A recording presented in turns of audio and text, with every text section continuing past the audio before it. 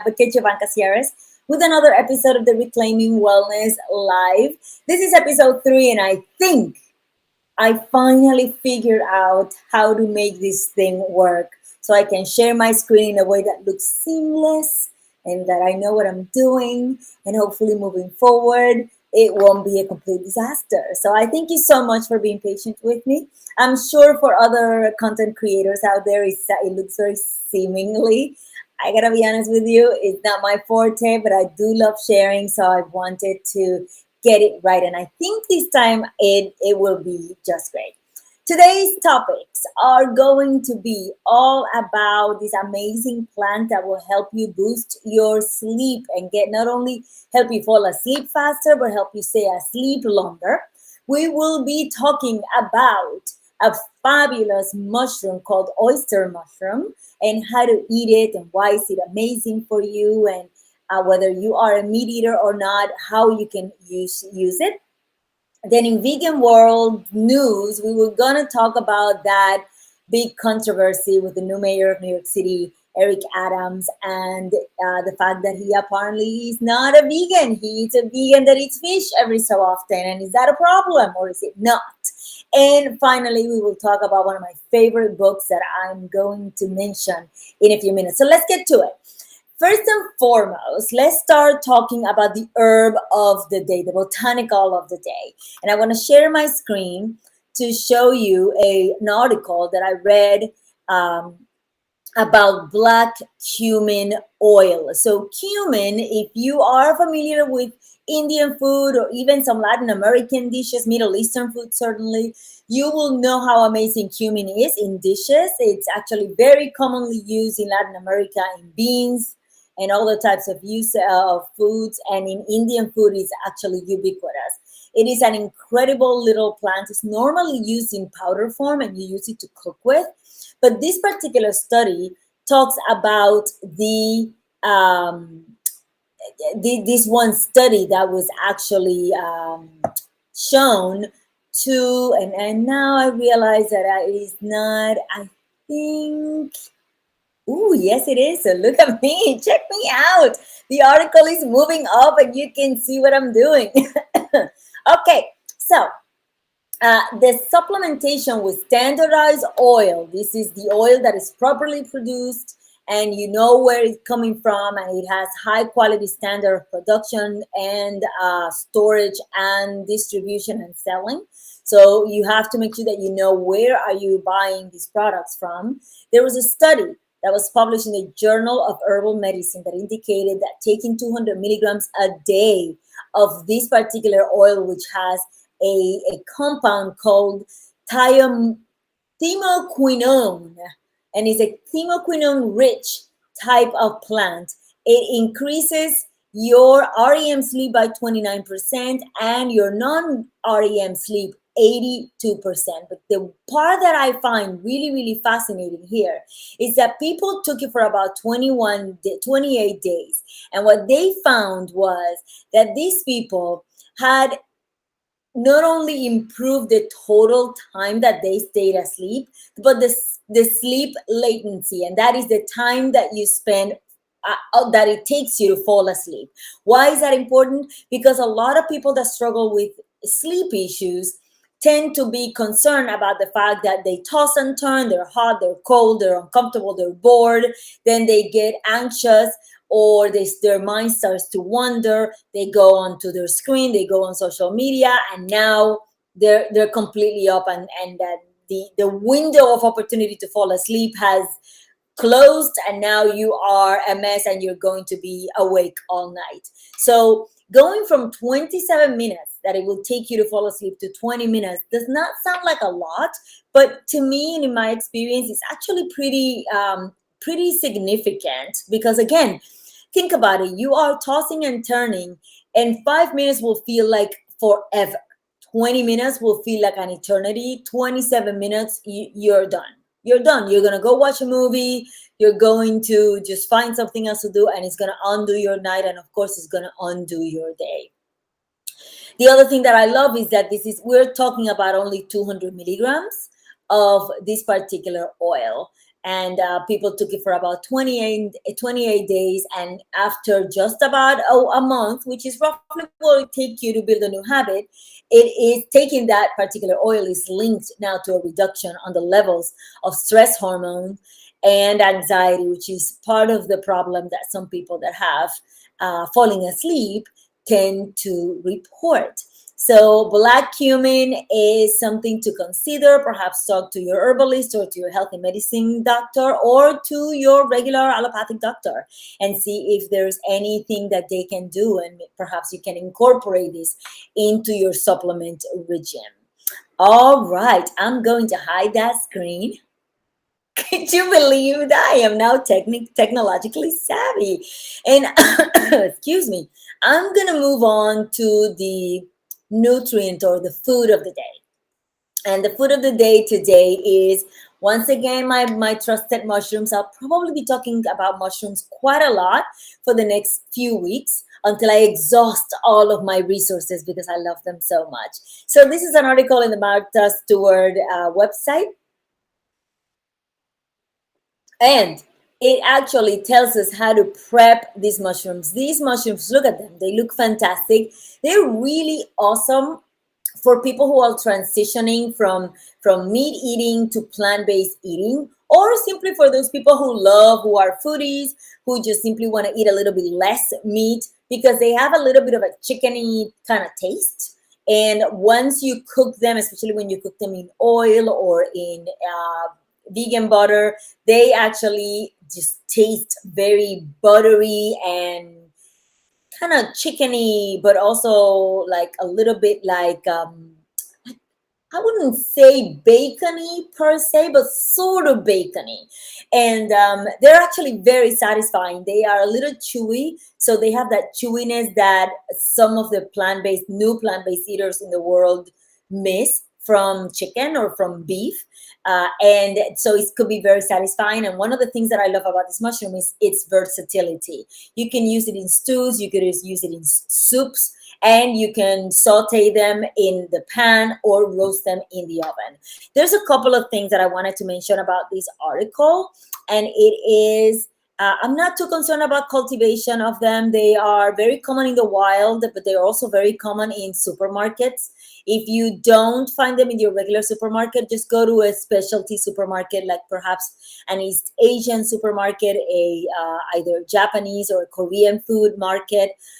Inevitably you will find them. They're all over the place in those types of cuisines. If you're not, most people that are listening to this broadcast are not going to be looking at foraging in the woods, so don't worry too much about it. Go to the supermarket. I want to make sure that it's super clear to all of you that all mushrooms should be fully cooked to consume. They could be very hard to digest, and in some cases, even the edible mushrooms can actually make you sick if you consume them in the raw. So oyster mushrooms in particular should be cooked at a relatively high temperature. It could be panned, it could be in the oven, it could be in your soups, but as long as the temperature of the pan or the oven or the soup reaches 140 degrees, which is relatively cool, believe it or not. It's not boiling, it's actually just warm.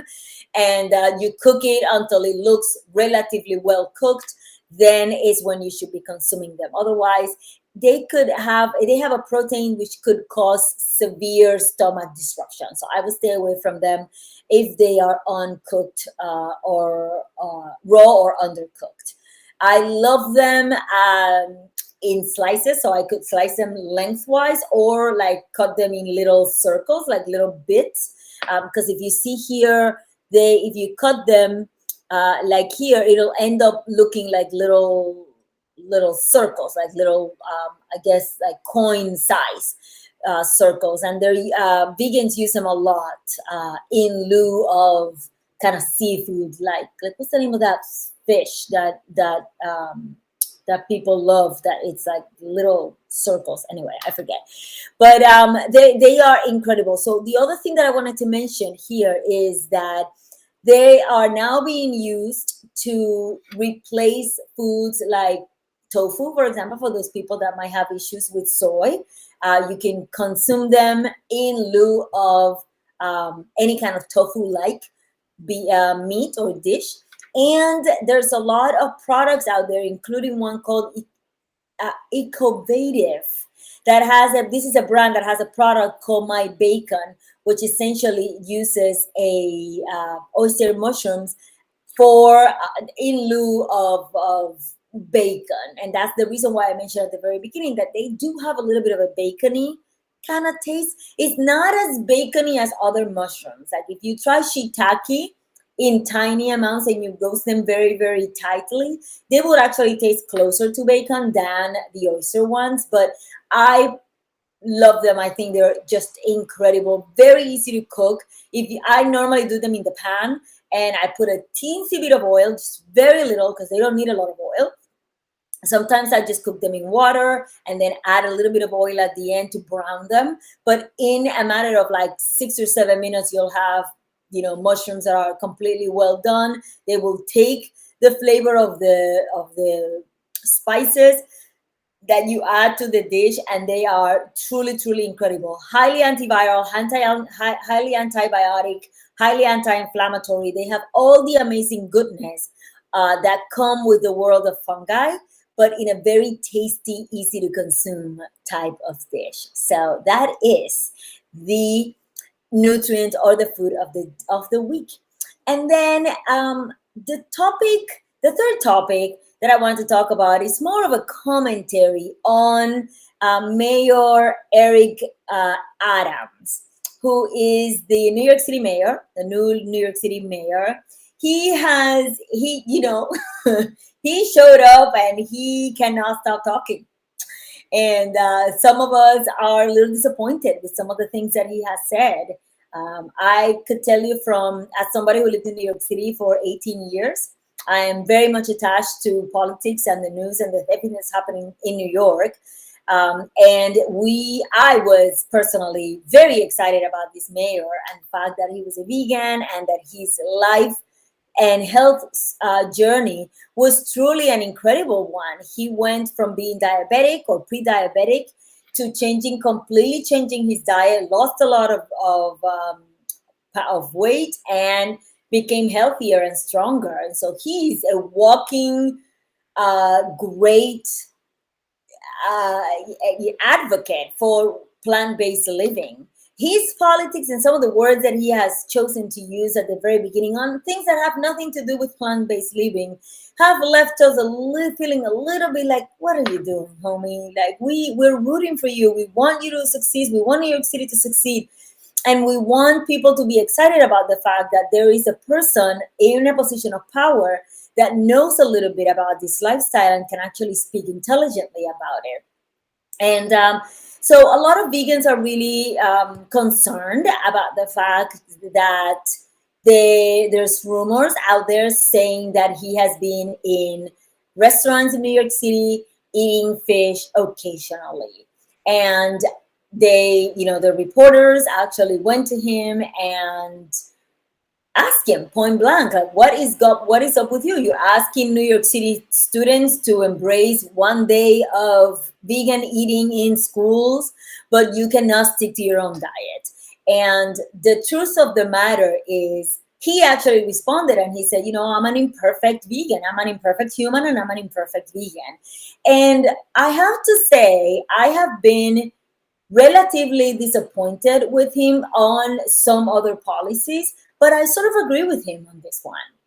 I don't think it's a bad thing that, especially if somebody has gone through a journey of learning how to eat a certain way, especially if you've lived most of your life as a meat eater and then maybe started to learn and started to incorporate more plants and eventually learn enough to say, I'm ready to become a vegan for health reasons, for the planet, for the animals, for whatever reasons may be. And then for some reason you fall off that proverbial bandwagon. You fall off the bandwagon. It's not the end of the world. You go back on that bandwagon and you just recognize, I am imperfect. Sometimes I'm a little bit more concerned about my immediate cravings. about the behaviors and habits that have been part of me for like 20, 30, 40 years. And I fell off the bandwagon and I just ate my fish. And I'm just going to go back to eating my eggplant parmesan, which is what he said, without cheese. It's okay. I actually don't necessarily prescribe to this idea that vegans need to be militant. We're not going to move the dial with the rest of the world. I think there's an estimated about 2 to 2.5% of the world's population is vegan. We're not going to get to 5% and 10% and 20% by just being militant about, oh, and like nitpicking every single meal. There's been a number of vegan celebrities on the internet that have gotten shamed for consuming eggs or fish or whatever it is every so often. That is not, you won't find that in this channel. That is not my way. My way is get more plants into your diet. Maybe go vegan as often as you can. And if you start feeling better, and as you start feeling better and educating yourself and healing, you will make decisions that are on a day-to-day basis. Some people can be strong enough to say, I would never touch this thing ever again in my life. And some people need time. And some people might go back and forth. I have a neighbor, in fact, that tells me I am vegan during the week. And during the weekends, I indulge a little bit. That keeps me from indulging more than twice a week. And when I don't do that, I indulge 4 times a week.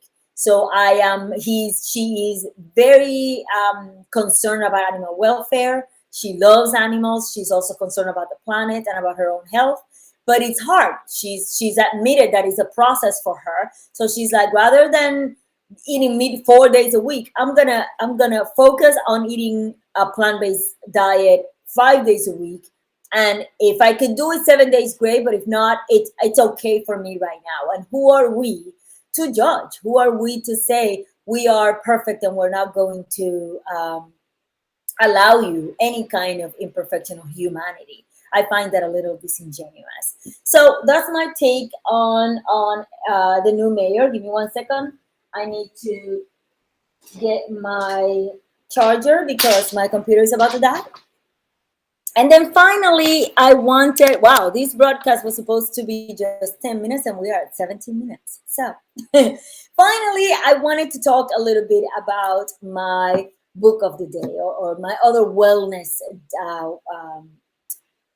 kind of news of the day is a book. And I think every week, I'm going to try to bring new books.